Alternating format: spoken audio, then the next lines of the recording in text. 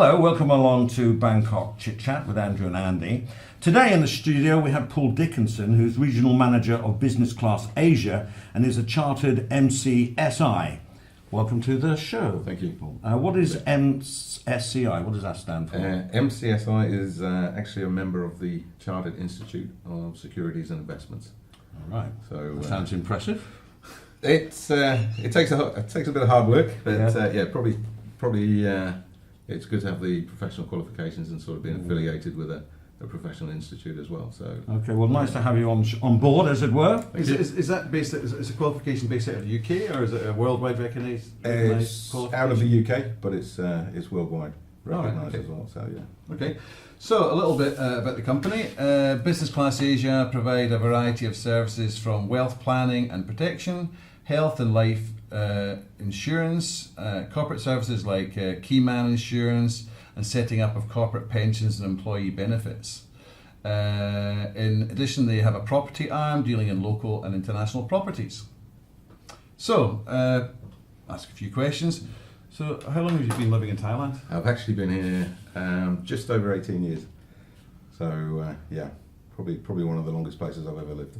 So, why did you originally come here all these years ago?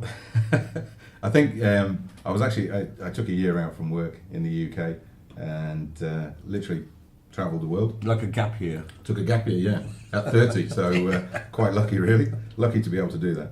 And I was actually heading down to New Zealand. Right. Ended up in Thailand for 2 months. Where are you originally from? I'm actually from Yorkshire. Oh, okay. Yeah, so You've lost the accent then? I have, yes. I've been away a long time. Is that because people have to understand you? You have to speak clearer, just like having a Scottish accent. Yeah? Exactly. Even the lifts don't understand us. Yeah? Yeah, I actually go back to the UK now, and a lot of people think I'm actually Australian. Which, I was going to say that. Yeah. There is a bit of an Australian thing So, going for you. Quite a few colleagues, Aussie and Kiwi colleagues in the past. So yeah, for some reason I've picked that up. But so yeah, I was supposed to head down to New Zealand. 2 months in Thailand. Had a week in Kanchanaburi. Went down with malaria. Oh wow! And ended up back in the UK. And then 6 months recuperation, and I was back in Thailand. And you decided after that, I'm coming back. A second chance. I've had malaria. Will I get it again? Yes, you could. Well, I thought I've had it once. I'm safe now. So Yeah, you went back. So yeah, I came back probably I think about 6 months after. Right. Yeah, and looked for work back over here. Yeah, I enjoyed it that much. So yeah. All right. So you've been staying here. So why did you actually choose to stay here? You decided to come back to Thailand, look for work. You got a job. Yeah. And why have you stayed so long? I think when I first came over here, I think the sort of the way the UK was going, and I think there was a lot in Thailand that was similar to maybe when I was growing up in England. Respect for elders, the way of life. Okay, it's totally different, but the attitudes that people had at that time, 18 years ago, it was very welcoming. Yeah. Well, and of course the economy was it picking up by then, or was it 2000 already? 2000 was, yeah. I mean, we had they had the Asian crisis in '97, so of course by 2000 things were sort of starting to move on again. It was getting over that. So I suppose yes, it was cost effective to be here because of the exchange rate. Not now. Yeah. I think back then it was around 75 baht to the pound. We're on about. Oh yeah, it was a nightmare going back to England now. So the beer was probably about 50 baht or something like that. It was it was good to be here then. Yeah. And it still is. Yeah, it's still a good place to be. Oh, that's Okay. good to hear. So within your industry, from when I take it when you came across here, you were in this in a financial Yeah. industry. Yeah? Yeah. So how has that sort of changed? Okay, 1997 was a crash. There's been a few blips in between. Yeah. Yeah. But so how has it changed? I think the industry, I think globally what we've seen probably since 2000, we had the dot-com boom and crash. Then of course we had 2007, 2008, again another crash. So we've seen a lot of regulation changes. Thailand has, to a certain extent, followed on slowly, very slowly. So my industry, to a certain extent, in those days was very, anybody could come in and basically open a company and, to a certain extent, sell offshore products. Right. it was, I suppose realistically it was a grey area, and I think what we've actually seen then, because of the regulation changes, we've seen, basically the industry as a whole shrink massively. Right. So there's less advice for companies around now than there was A lot then. less. A lot less. Yeah. Do political things that are going on, political-wise, does that affect your industry or what's happening on the political scene? In my opinion, and I'm not a professional, it doesn't seem to. It's just life goes on. Life goes on. Yeah, I think life goes on. Again, it's we're sort of in an industry that's global now, rather than sort of we work in Thailand, and we're affected with what can happen in Japan or what can happen in the US. Yeah. So it's not really internal. So politically, you see changes. I think within Thailand, we've seen many changes over the 18-year period, but I think also it doesn't really have a major knock-on effect. The only part, I suppose, in my sector is we're pretty much expat focused. So we have seen basically troughs through that 18-year period where we've seen a lot of expats leaving, a lot of industry changes. Oil and gas, I suppose, to a certain extent, you've seen that sector in Thailand basically, where a lot of the overseas companies come in, a lot of expats, set up the industry, get the industries moving, and then of course eventually the Thais come in and basically take over a lot of those positions. So you see that sort of peak and trough. 2007, 2008, again, massive changes with the number of expats who were here. Do you think my impression is the number of expats in Thailand now is still reducing? Or are some people starting to say, well, not reducing, it's just people that are leaving, and other people are coming in to replace them? I think there is that. I think that is that. I think maybe some of the nationalities of the expats are changing. Is that right? Yeah. You see industry changes. Yeah. So it's like I said before, oil and gas. Again, sort of earlier on in the 2000s, you had a lot here, and again, the industry was set up. So again, certain areas of the oil and gas industry, you didn't have as many people here, and then of course we had the boom in oil. The price went up, over $100 per barrel, etc. So again, production was increased, more expats come in, but that again was in the offshore area rather than the onshore places like Maptaput, Satahip. Right. The industry's down there. So you're seeing the changes, and of course then you're also seeing changes in industry. We've now got more manufacturing, car manufacturing. Aerospace. That was a Aerospace. biggie, wasn't it? Yeah. In the old days, everything was more or less imported. Yeah. So aerospace now again is another industry that's coming on In Thailand, yeah. Really, I didn't know that. Yeah, I mean, it's not necessarily the aircraft themselves, but the peripheral businesses. So it could be basically aerospace, aircraft interiors, this type of thing, servicing. So you see the changes in this industries there. Right. So within the marketplace, just now, you're primarily dealing with expats, correct? Yeah. But do you see a growth in the interest of your services? Because primarily you're dealing about wealth management, etc. We maybe go a little bit more detail, but also you're dealing in property.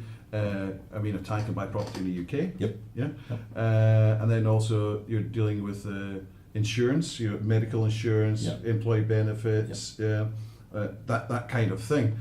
Have you seen that the Thais are more interested? Because the reason I'm asking it is because some of the Thai people, my Thai friends, they actually are buying health insurance packages, which you wouldn't expect them to look at because they're not Thai companies. They're using foreign companies as their insurance brokers. Yeah. Well, maybe these foreign companies have a brokerage license here or something to that effect.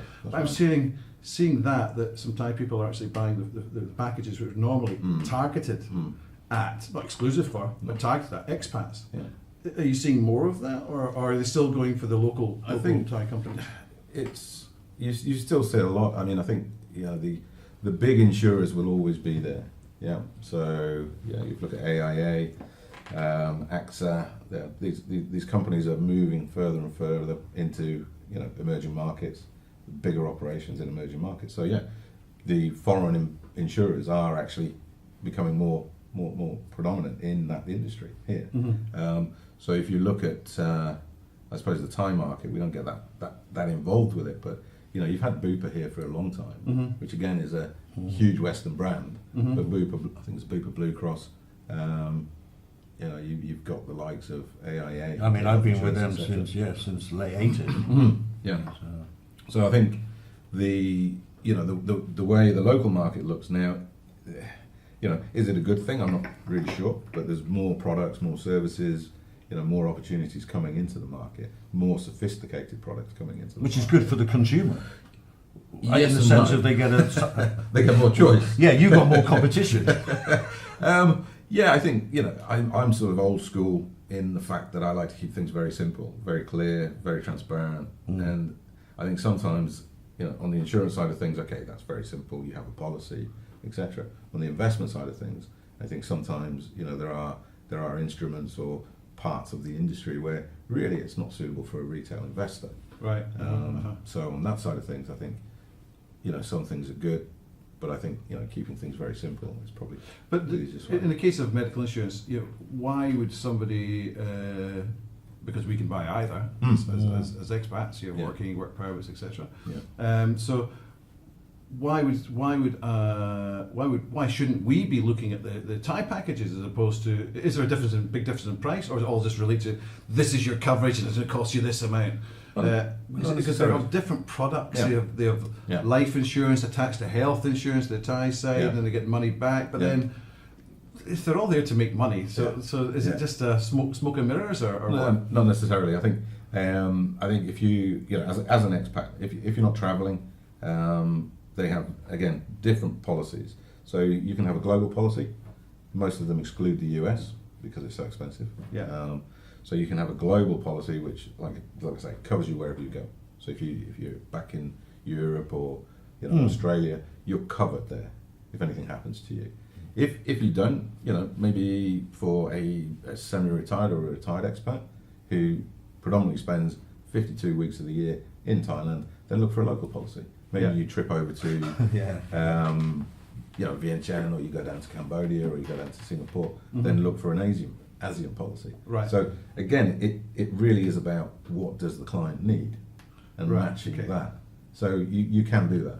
Right. Yeah. Okay, Yeah. that's good.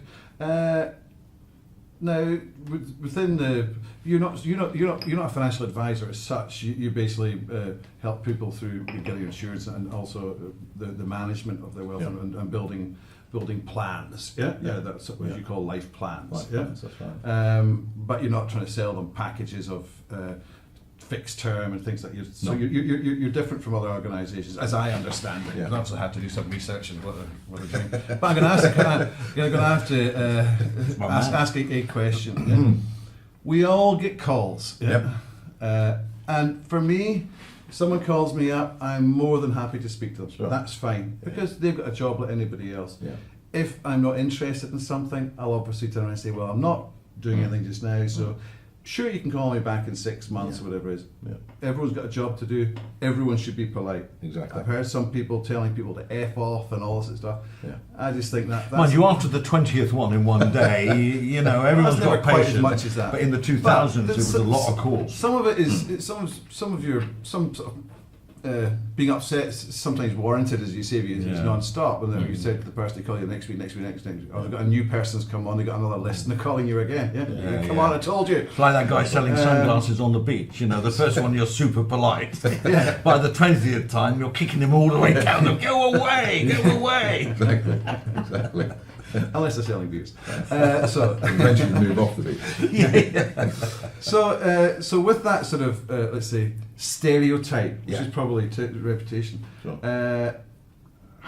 basically, why has it got that reputation, a negative connotation? Why is that? Yeah. Over the years, yeah, it's probably been built up. Good question. I think, you know, I think anywhere we go in the world, it's probably got that reputation. The industry's got that reputation.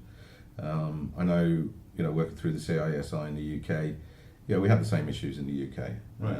We had the retail distribution just after, the retail distribution review just after the financial crisis in the UK, and you know, it was a case of where, you know, how can we protect retail investors or retail clients? Yeah, Right. we're not talking corporate corporate businesses. But I think, you know, there's a lot of people in the industry that basically maybe weren't qualified, go into the, you know, industry really just looking for the quick buck.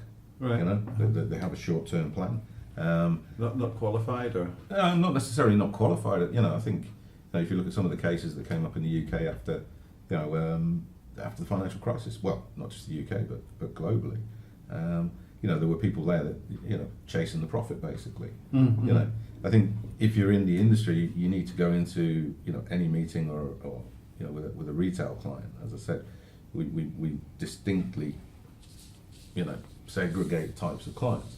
But if you go into a retail client meeting, then, you know, you're basically sitting down with somebody and you need to get the information from them to give them, you know, and work with them in their best interests. right? Whereas, you know, if you're in a position whereby, okay, does regulation stop that from happening? Not necessarily. Right.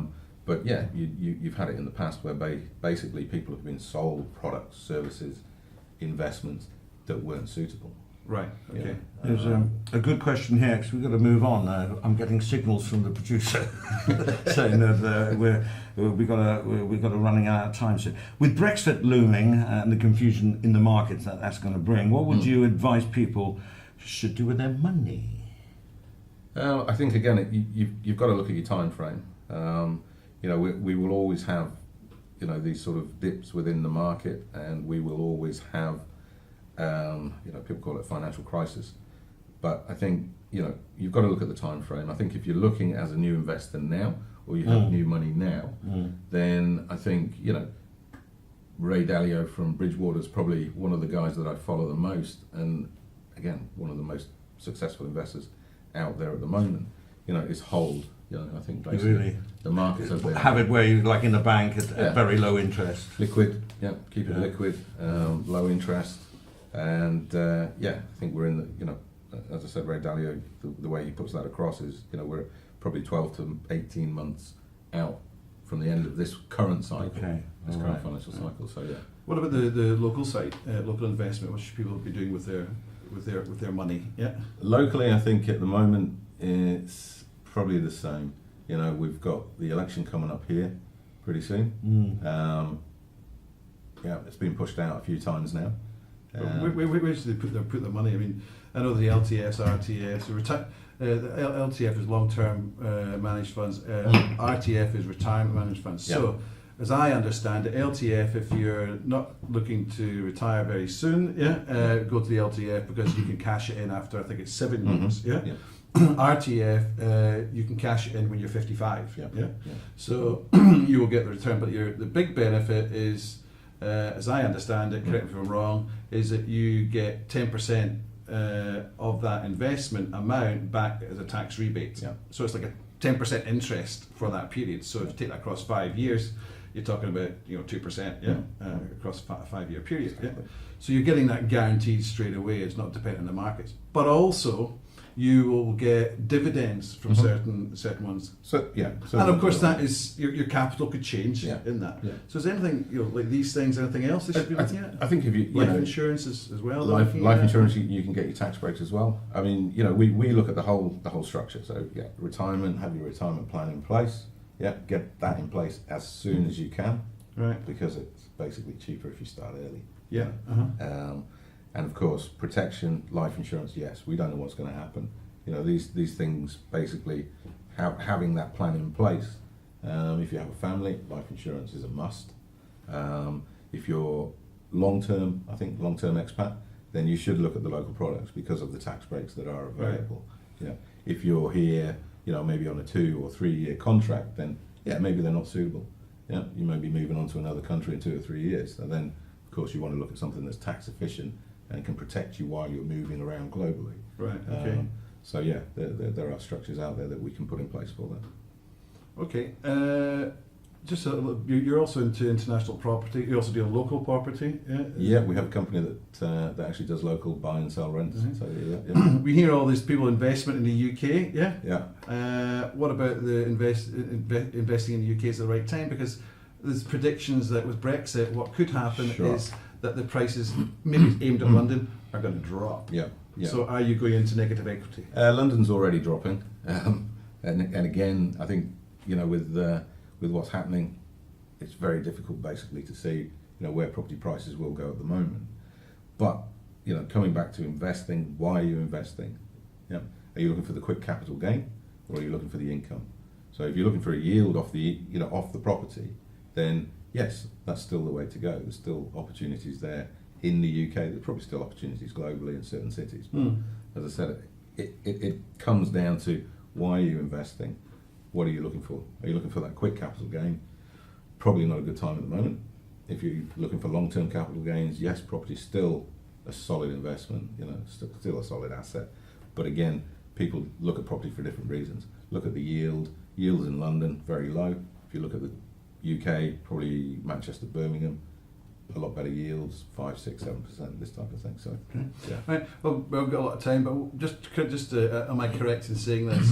When I looking at international property, I was told that you should look at a place for property which has a football field, which has a university, Yeah. and all these things that attract people, especially if you're looking at student property. Sure. Is that a yes or a no? No, I'd say yes, definitely. Right. Yeah. Okay. Yeah. Okay. So. Well, that's it. First of all, thank you very much for this. Nice Thank to you. have you. Yes. Good to meet you guys. I learned a load. Thank you very much. Yeah. We've got another show coming up on the 13th, so don't forget to subscribe to the channel at the end of this video. Like and share on YouTube and Facebook would be great. Thanks for tuning in to ChitChat. That's it from me. And that's it from me, and that's it from him. Yeah. Thanks very much. See you next time.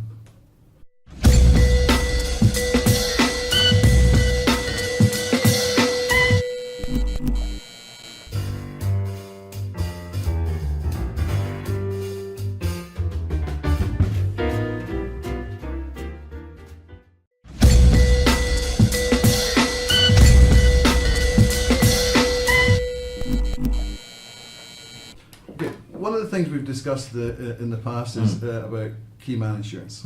Yeah. And I find this quite a fascinating Okay. subject. Yeah. Sure. So Little. Massive. it's a massive one. But as running my own business, I've also looked at I've thought to myself, well, key man insurance, really, what is the point? What does it really do? So then when I discussed this with you, it actually became quite fascinating. So maybe you can explain a little about your key man insurance. Okay, I think there's probably different levels of key man insurance and different reasons why companies use key man insurance.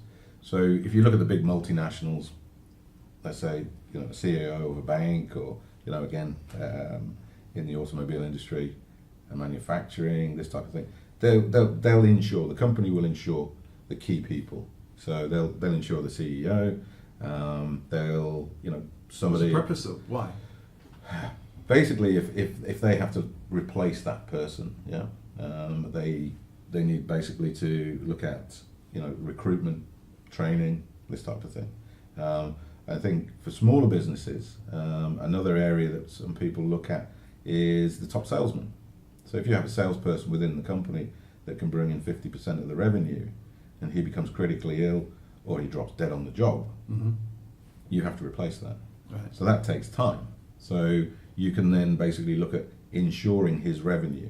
Yeah. Revenue he's bringing in. Yeah. So you can insure against that happening. So it can be 3 times, 4 times, it could be 5 years, income that you can insure against. Again, it depends how far the company wants to go. The money he's actually earning. So if he brings in £1 million a month, you could be saying, well, I want that money, £1 million a month. Yeah. So I want to insure this salesperson for the income, and let's say 3 years income, right? That's probably outside the sort of limits that you would go, but as an example. So that could be 12 million baht a year income that guy brings in for the company. It's 50% of the revenue. So if you lose him, you've either got the sales guys who are still with the company, then having to go to that salesman's clients and then basically build a relationship again. Sometimes some of that falls off. So you insure against that happening. So you insure basically to protect that income, the revenue. You insure to train, recruit somebody similar, if possible. So there's different reasons. Again, you could have 3 partners within a company. one guy has the intellectual property, yeah, Mhm. and if he drops dead, again, you insure against that partner. Now, the partner would of course have family, have beneficiaries to his share in the company. So the other two partners then have to decide, okay, do we buy out, the partner's family? Mhm. If they're not interested in the business, they say, no, we're not interested, we just want our share of the company. So you can insure against basically paying that. So that's shareholder insurance as well. So basically, so the situation, and I think this is relative to small businesses, where you have three partners, somebody passes away, we all get old, it all happens to us, Yep. yeah? Yeah. And then the other two guys go, damn it, what can we do? Yeah. I mean, this guy's not contributing in anything because he's dead, yeah? Yeah. So how can we pay the family out? Yeah. So that insures then to give them the money without having to go into their pocket, Exactly. right? Or the Because they all companies. agreed that if whoever happened to this, it'd be covered, so they can buy that person out That's it. for as much as they're insured for. Obviously, if they Yeah. turn around and you're insured Yeah. for, I don't know, $1 million, and they ask for $30 million, obviously Yeah. these two shareholders are going to have to find the other 29. Exactly. Yeah. Exactly. So when you're in a situation like that, you're basically insuring three people, so three partners in a company. Yeah. You're insuring if anything happens to one of those partners. Now, it's not the individuals that pay that; it's the company that pays that. The company pays the insurance against the two. Yeah. Right. Okay. Yeah. Now, the obvious question is it sounds an ideal situation, worthwhile looking at even from my point of view. Is this just so expensive an SME couldn't afford it? No, not necessarily. No. I think sometimes life insurance or insurance, people get scared of it because they think the premiums are crazy, but it's you have to weigh it up really. The cost of what if, it's always about what if, isn't it? Well, that's insurance. Yeah, exactly. Exactly. Insurance is a what if. Yeah. Yeah, but I mean, whether you look there's at a building, scenario you could see it like a scenario. Let's say, for example, the company's worth, I don't know, 10 million. Yeah. Obviously, you go through due diligence to Yeah. value that. Yeah? Yeah. 10 million. And if they wanted to say, okay, well, we want to insure it for key man insurance for each person, you've got three guys. So basically, you want to make sure that there's 1/3 or 2/3 of that Yeah. is covered. Would that cost them 100,000, $1 million, 10 million? I'm not talking. I'm not asking for a quote. Sure. Yeah. But just kind of so can. So Yeah, can what place percentage into of that mind. would you have to pay in premiums, basically? Well, I think Yeah. again, you're sort of looking at each individual. So again, life insurance, depending on the age. What's a key man insurance? Yeah. So key man is basically a life or critical illness. So your Okay. insurance against if the guy can't work anymore or if the guy's no longer there, i.e. he drops dead. You're not insuring against him leaving the company. Right. You can't. That's just part of what happens. So key man is basically death or critical illness. Right. So yeah, I mean if you look at, so I'm just trying to bring one that just came up recently. So $1 million US, 40-year-old is probably around $3,000 US a year Right. to insure against that. Yeah. Right. So from a business's point of view, that is not something where you go, oh my God, we would just. It's out of the question. Yeah. No, but you have to weigh if, what is the chance for a 40-year-old, he's not necessarily, the chance of him dropping dead is not the same as if you were 50-year-old, Yeah. where it would be Exactly. different. I guess. Exactly. And that, to be honest, that's why the premium. I mean, if you look at $1 million US and you can insure that for $3,000 US, I mean that's fairly reasonable. Yeah. It's not out of the question. Right. You could look at that on a personal insurance level rather than key man insurance. But So- I suppose it's also interesting from the person who's selling it, because the person who says $3,000 isn't much, Yeah. is probably the person who would actually be taking the key man insurance serious in the first place. Sure. Yeah? But if you looked at if you increase that by 5 years, again you look at the stages at 45 and then at 50, you can see a quite substantial lift in that premium. Okay. So Is there an age limit where you wouldn't, like an 85-year-old, or is there a sort I of think- cut-off point? I think it depends on the size of the company, really. Yeah. Yeah. I mean, it all comes down to the liability. If you have a company, if you have a shareholder, so a company could have debt, so you can insure against the debt. If something happens with one of those, one of the guys, he could be the signatory on the debt, and he dies, and then what happens to the debt? Then the rest of the company has to pay that back. So you can insure against, that business loan Right, or the okay. debt that you have within the company. So it might not necessarily be, paying off, a member, a beneficiary of one of the Right. partners. So again, it's really dependent on the individual company, the individual What the requirement needs. is, yeah. Okay, okay. Definitely. What about with regards to someone retiring? You can't have key man insurance against retirement. No. No. So that'd No. be right. So that's that answer that question. No. That's a quick answer. Yeah. For people who are coming up to retirement or who are retired, Yeah. obviously just now with the change from the UK perspective, but actually worldwide, the bar against that currency is changed. What is your advice? Because a lot of retirees are now saying, as an example of Brits, it was at what, 52, 53, yeah, and now it's down to Brexit. 40, yeah. Yeah. But even when you first arrived, it was 72, yeah. So it's all changed. So now people are getting about 20% less. Yep. Obviously, you don't have a magic wand, but what would you suggest to them? Hang on, or listen, guys, maybe you got to think about your pensions paid in UK. Time to go back. Many people did. Many people did actually do that. I think when we looked at 52 to 40 now, around 40. So of course, why did that happen? Because of Brexit, and other things within the markets, interest rates in Thailand. So there's so much that can basically affect the currency, and it really is difficult to actually look at that and say, we could be here in 12 months' time, we could be here in 6 months' time. There's been so many predictions and forecasts on sterling and even other currencies. But I think, I always say to my clients, bring in what you need at the time. Yeah.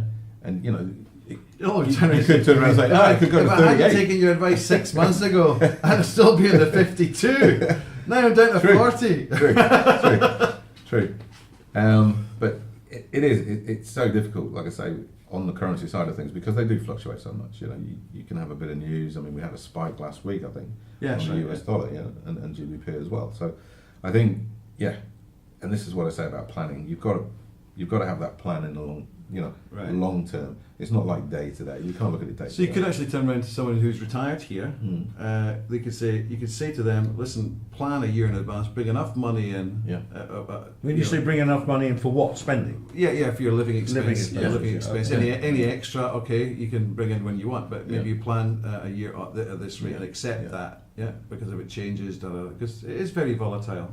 It is. I feel sorry for the youth of today. I don't know what's going to happen to them. But So if somebody rings you on the phone and says, I'm a financial investor, you very politely say, at the moment, I'm just spending what I have to. It's all in the UK and it's staying there. Thank you for Correct. calling, bye-bye. correct. Exactly. Yeah. Absolutely. Like that's gonna Absolutely. Yeah. Okay, so just a last question. Back to the medical packages. Yeah. When somebody's looking at a medical package, what should they be looking for as key indicators that it's good or bad? Well, or not. Okay, It I depends think- on circumstances. Yeah, I think really, again, it's don't just sit down with the advisor and take the advisor's advice. I know I should be saying that as an advisor, Right. but We it's a mean fact. get a second opinion. Get if you're looking at one plan, shop around. Shop around for different quotes for one plan. As I said, do the research on the company, do the research on the the underwriting insurer.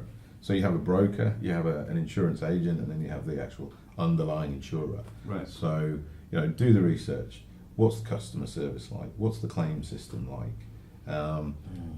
Okay, we've got that knowledge, and I can sit there and say, okay, this is great, but just do it I yourself mean, that's as well. why a lot of people go for the big names, because they literally don't have to do all that, because they, there's not a big name out there that's going to rip you off. AIA, Boo. Well, no, not AIA, or I Boo, think- but that's why I went for AI, because I couldn't be bothered not to shop around. It was just too much. They proposed to me something that I liked, and because it was AIA, I thought, there we go. Well, it's peace of mind you're partly paying for, but there's certain things that you look at is obviously your coverage, what your coverage covered for, sure. what display the things you're not covered for, which could be translated into something else. Yeah. Because you had that, this happened to you. and also things like age, because Yeah. a lot of the packages Yeah. will stop insuring at 60. But if you to go for a new insurance company, Yeah. then you're going to be probably charged a premium because you have no history with them. Yeah, there are companies Is that do correct? Yeah. Yeah. Exactly. Yeah. Yeah. Some go up to 60, some go up to 65, and then they'll say, right, that's it. We can't insure you anymore. There are firms out there that will actually take you on until until I've you're seen them 70. advertise, these Yeah. people, you Yeah. know, are They you are there. 70? Do you think it's all, you can't do it? It's all depressing, miserable stuff. Well, we Exactly, can. yeah. It doesn't say how much for, though. That's right. I think here living in Thailand, do you need inpatient and outpatient? I'm always Yeah, just yeah. for the in. In. Yeah. Yeah, so the Yeah. flu and the big bag of tablets they get, I have to pay Exactly, for. yeah, But yeah. I don't mind that. No. I'm looking for the biggies, to be Exactly. honest. Triple bypass. Yeah, things that make you bankrupt. You know, Yeah. exactly. That's why you insure, yeah. Yeah, why you that's insure. right. I think if you're a family, that might be slightly different. If you're a family of 5, parents, 3 kids maybe, Uh-huh. then you might be regularly at the doctors with the outpatients. Yeah. True, So true. That might be worth looking at as a family. If you're an individual or a couple, then take the outpatient costs. Just look at the inpatient, Well, and and then also- you can even look at the excess as well. Well, that's what I was going to say, because looking at, I know you can get up to, let's say, I was quoted for something like 50,000 excess, and I get a 20% discount. Yeah.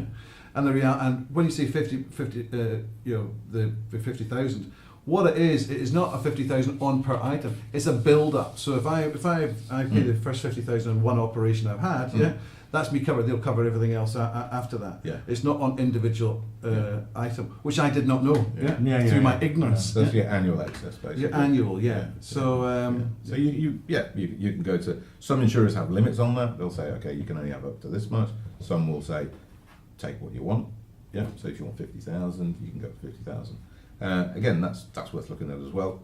The costs of, depending again on the different hospital you're going from Bumrungrad to Samatha Veg to Bangkok, we won't go into that because I get some. Don't get started. That's a subject for another day, which actually I do want to talk about. Oh, Yeah, well, yeah. Okay. So Okay. yeah. Okay, probably that's but Yeah. that was the second part, extended version of the first interview. So I'll pass across to. Well, I'm Randy. going to say that was the extended version, so thanks for watching. A good interview. Thank you very much, Paul. Paul Dickinson, Regional Manager of Business Class Asia. Just stay tuned for more on Bangkok Chit Chat. We'll see you next time. Bye-bye now. Bye-bye.